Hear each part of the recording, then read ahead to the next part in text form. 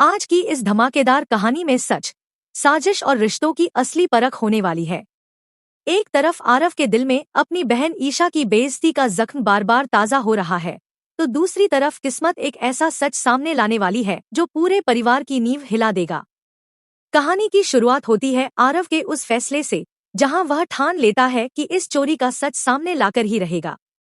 वह माता की चौकी की सीसीटीवी फुटेज निकालता है और जैसे ही फुटेज चलता है, उसकी आंखें फटी की फटी रह जाती हैं।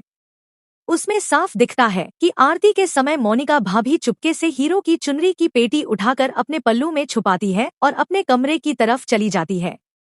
आरव तुरंत यह वीडियो काव्या को दिखाता है और काव्या भी हैरानी से सन्न रह जाती है। गुस्से से भरा आरव पूरे परिवार को हॉल में इकट्ठा करता है और सूरज ताई मां पर भड़कते हुए सच्चाई सबके सामने रख देता है। जैसे ही वीडियो चलता है और मोनिका की चोरी सामने आती है, पूरा हॉल सन्नाटे में डूब जाता है। मोनिका घबराकर बहाने बनाने लगती है, लेकिन ताई मां का घमंड चूर चूर हो जाता है और वह गुस्से में उसे जोरदार थप्पड़ मार देती है। सूरज भी मोनिका को डांटते हुए कहता है कि अगर गलती की थी तो सच कबूल करना चाहिए था। एक बेगुनाह ईशा पर इल्जाम लगाकर उसकी इज्जत को सबके सामने मिट्टी में मिला दिया गया। इसके बाद सूरज की आंखों में पछतावा साफ झलकता है और वह हाथ जोड़कर आरव से माफी मांगता है। हवेली में सच सामने आ चुका होता है और ईशा बेगुनाह साबित हो जाती है। लेकिन वहीं दूसरी तरफ ईशा की जिंदगी एक नई मुसीबत में फंस जाती है।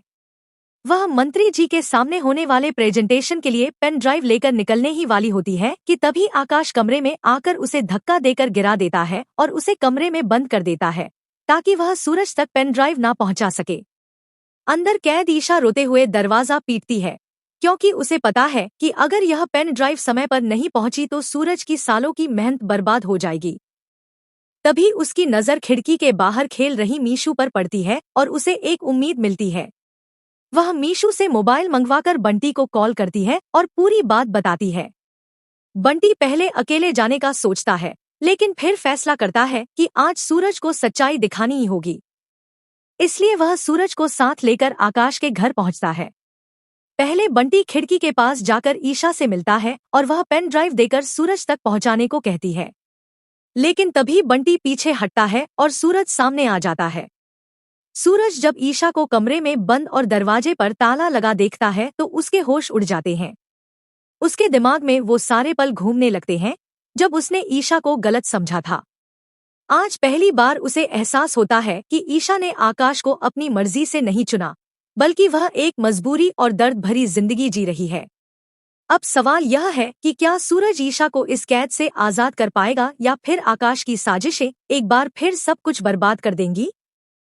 क्या ईशा और सूरज के रिश्ते को मिलेगा दूसरा मौका, या फिर हालात उन्हें हमेशा के लिए अलग कर देंगे?